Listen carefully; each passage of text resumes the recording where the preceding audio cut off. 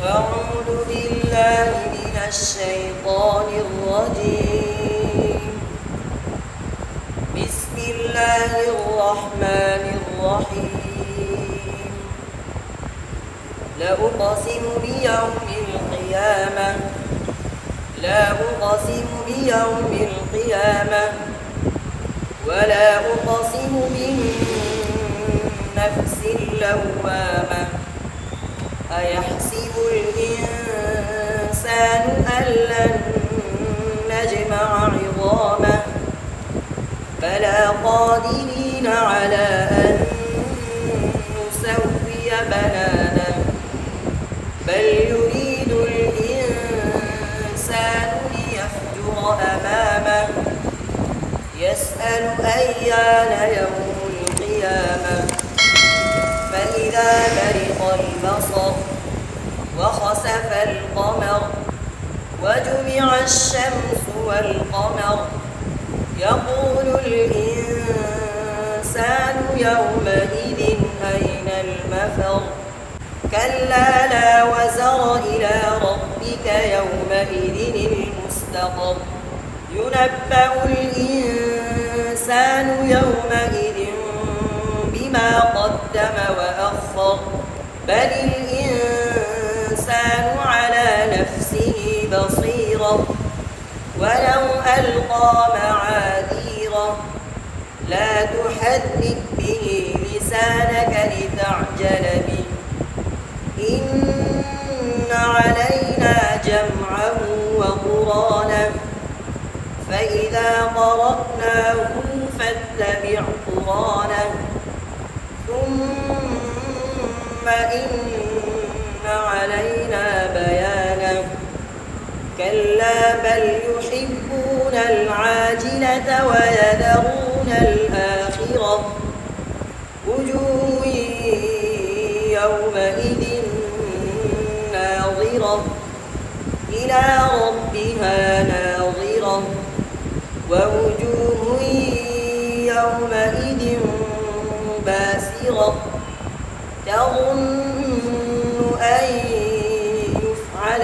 بها فاقرة كلا إذا بلغت التراقي وقيل من راق وظن أنه الفراق والتفت الساق بالساق إلى ربك يومئذ المساق فلا صدق ولا صلى ولكن كذب وتولى ثم ذهب إلى أهله يتمطى أولى لك فأولى ثم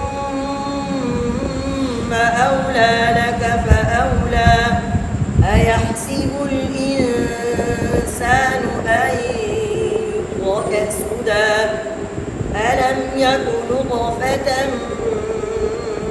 من مني تمنى ثم كان علقة فخلق فسوى فجعل منه الزوجين الذكر والأنثى أليس ذلك بقادر على أن يحيي الموتى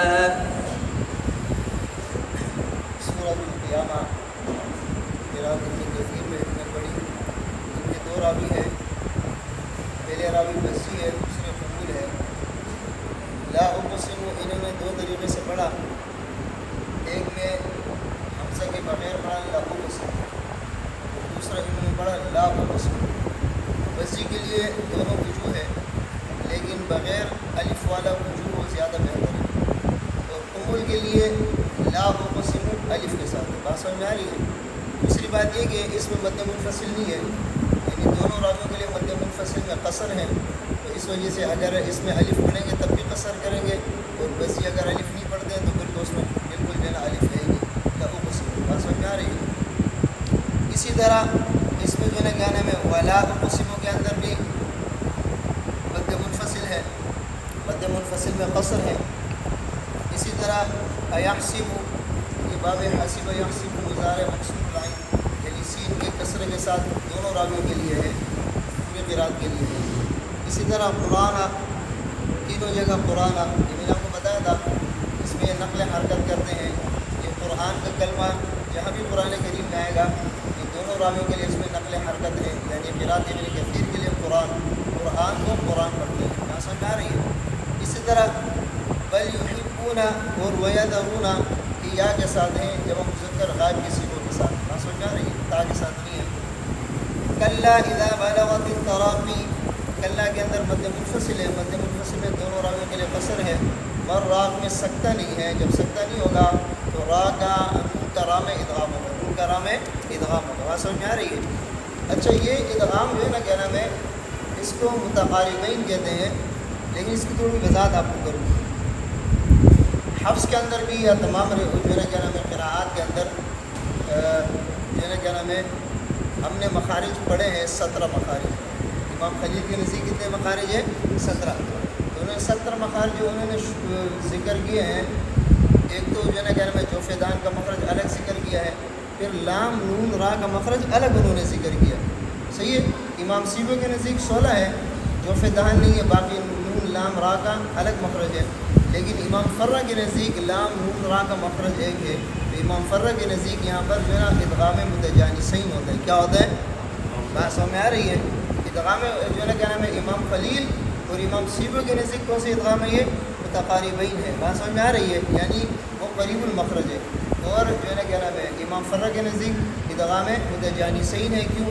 لام نون را کا مخرج ان کے نزدیک کیا ہے؟ ایک ہے، بات سمجھ میں آ رہی ہے۔ اچھا اس کے بعد جو ہے نا کیا نام ہے الی اہلہ، مد منفصل ہے، مد منفصل میں دونوں راویوں کے لیے قصر ہے۔ ایحسب، باب حسب یحسب سے مضارع مکسور العین، یعنی سین جو ہے نا سین کے نیچے زیر پڑتے ہیں دونوں راوی، بات سمجھ میں آ رہی ہے۔ اسی طرح تم نہ یا کے بجائے تا کے ساتھ ہے۔ اسی طرح علی ان یحیی الموتى، علی کے اندر مد منفصل ہے اور مد منفصل میں دونوں راویوں کے لیے قصر ہے، بات سمجھ میں آئی۔